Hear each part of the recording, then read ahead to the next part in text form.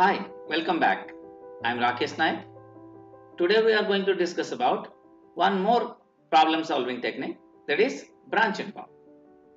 So let us start. Generally, this branch and bound method is applied for optimization problem. Any problem that we are using for maximization or minimization, for that kind of problem we use this branch and bound problem. For example, let us say a traveling salesman problem or 01 knapsack. In traveling salesman, if you remember, what we generally do in traveling salesman problem, the salesman is starting from one city, cover all the city and come back to his own city with minimum cost. So such kind of problem we generally solve by optimization problem. In this method, a state space tree for all possible solution is generated. In backtracking also we had state space tree, but we will be generating the state space tree for all the branches here. After generating all the possible solutions, what we'll do? We'll do partitioning or branching on a particular node, and this branching is done based on the previously available best solution. When we compare the node's bound value with the value of the best solution we obtained till now, and if the bound value of some node is better than the best solution than that of the corresponding node, it is not expanded. At this particular situation, when the branch is not expanded, we say the branch is pruned there. After computation of the bounding value of at each node, we compare with the best solution and then expand the node further, can lead to the final solution of the node. The branching procedure replaces an original problem by the set of new problems that are mutually exclusive and exhaustive subproblem of the original problem, partially solved version of the original problem, smaller problem than the original problem. We'll see all these things when we are doing a particular problem. Just wait for some time. There are various reasons for terminating a search path, and the reasons are the value of the nodes bound not better than the best solution, there is no feasible solution, a new better solution can be obtained rather than continuing further. Because of these three reasons, we generally prune a particular node. Let us see the state space tree. If we represent the solution space in the form of a tree, then the tree is referred to as a state space tree. Let us see, for example, a 4-queen problem. Let us say initially x1 equal to 1, 2 or 3 or 4. It means what? The first queen I can place at column 1 or column 2 or column 3 or column 4. Let us say I placed my first queen in the first column. So the second queen can be placed either in second column, third column or fourth column.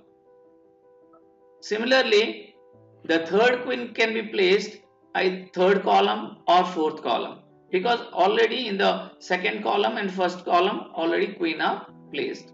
The fourth queen I can place in the fourth column here, or I can place my fourth queen in the third column here. So this is one path in which all the nodes I explored to how the queen can be placed. If I expand all the nodes, the state space tree of 4-queen problem will look like this. Here are few questions I am adding. Kindly try to answer this question for your better understanding. Kindly answer these questions in the comment section. I'll also provide the solution of this in the description. So for your better learning, please answer this question in the comment section. This is question number 1. The branch and bound technique is applied only for which kind of algorithm or which kind of problem? The second question, a maximization problem is easily converted to minimization problem by which method? And the third question is, what would be the cost value of any answer node of a soft tree with root R using the branch and bound algorithm? These are the options. Try to answer these questions. And now we'll move further in branch and bound. Now, what is the answer node? Those solution state S for which the path from the root to S defined a tuple which is a member of the sets of solution. That is, it satisfies the implicit constant of the problem. Now, if you see here, if 4 and 6 are the answer states, then 1, 2, 3, 4 and 1, 6 are the solution states. Next one is, what is a live node? A node which has been generated and all of those children have not yet been generated is live node. If a node 1 is here and its children we have not yet explored or not yet generated, then I'll say this node is a live node. Here 2 and 3 are my live node, but 1 is not a live node because 1's children, that is 2 and 3, are already generated. Next definition is E node. The live node whose children are currently being generated is called a E node. Node being expanded.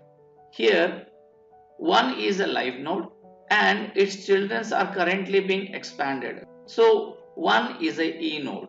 Let us say 1 children is generated now. 1's left child is 2 and the right child is 3.